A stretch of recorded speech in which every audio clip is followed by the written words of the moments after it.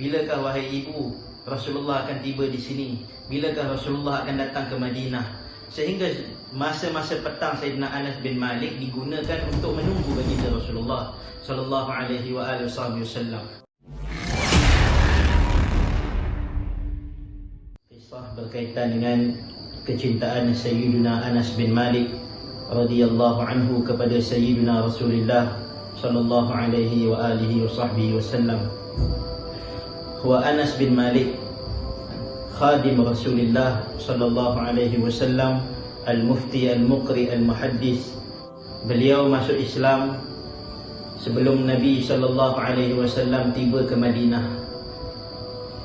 Ibunya Ummu Sulaim yang mengajarkan syahadah kepada anaknya Sayyidina Anas bin Malik. Ketika itu Sayyidina Anas masih kecil, berumur dalam 9 nak masuk ke 10 tahun. Beliau masuk Islam dan ibunya sering menceritakan tentang Sayyidina Rasulullah sallallahu alaihi wasallam, yang mana beliau dapatkan kisah-kisah ini daripada Sayyidina Mus'ab bin Umair yang ketika itu datang berdakwah di kota Madinah. Setelah Islamnya Sayyidina Anas bin Malik sering bertanya kepada ibunya tentang Rasulullah sallallahu alaihi wasallam, sehingga ibunya menceritakan tentang akhlak Nabi, tentang perihal Nabi, tentang wajah baginda Rasulullah sallallahu alaihi wasallam, sehingga setiap hari Sayyidina Anas terkenang kepada baginda Rasulullah. Bilakah wahai ibu Rasulullah akan tiba di sini? Bilakah Rasulullah akan datang ke Madinah? Sehingga masa-masa petang Sayyidina Anas bin Malik digunakan untuk menunggu baginda Rasulullah sallallahu alaihi wasallam. Setiap hari Sayyidina Anas bin Malik akan keluar daripada rumah, duduk di satu lapangan menantikan Nabi Muhammad sallallahu alaihi wasallam.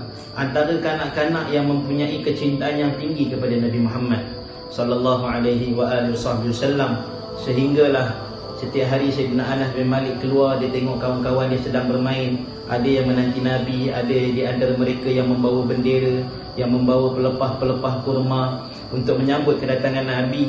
Sayyidina Anas bin Malik bertanya kepada mereka, bilakah Rasulullah akan tiba? Bilakah Nabi Muhammad akan datang? Mereka semua menggelengkan kepala menandakan mereka tidak tahu. Sehinggalah beliau Sayyidina Anas bin Malik pulang dalam keadaan menangis. Suatu hari ditetapkan Allah Subhanahu wa taala hijrahnya Nabi Muhammad sallallahu alaihi wasallam.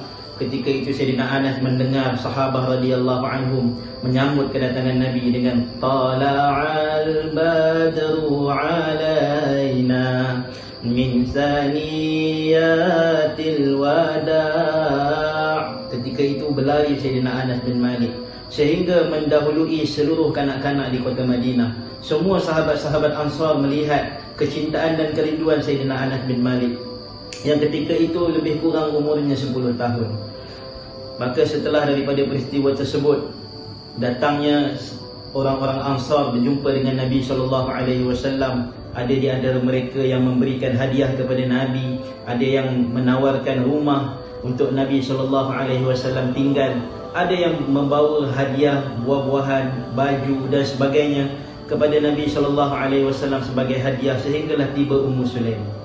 Datangnya Ummu Sulaim di hadapan Nabi sallallahu alaihi wasallam dan berkata, wahai Rasulullah, tidaklah aku mempunyai seperti mana orang-orang Ansar harta, makanan dan sebagainya untuk dihadiahkan kepadamu, tetapi aku ada anakku Anas, maka ambillah dia untuk berkhidmat kepadamu. Aku hadiahkan anakku Anas bin Malik. Dan sesungguhnya hadiah anak daripada Ummu Sulaim itu menggembirakan baginda Rasulullah sallallahu alaihi wasallam, sehingga Sayyidina Anas bin Malik pun menyukai hadiah yang diberikan oleh ibunya. Seronok sangat. Dia bukan sahaja dapat berjumpa dengan kekasih hatinya yang dirindui, bahkan beliau menjadi khadam kepada Sayyidina Rasulullah sallallahu alaihi wasallam.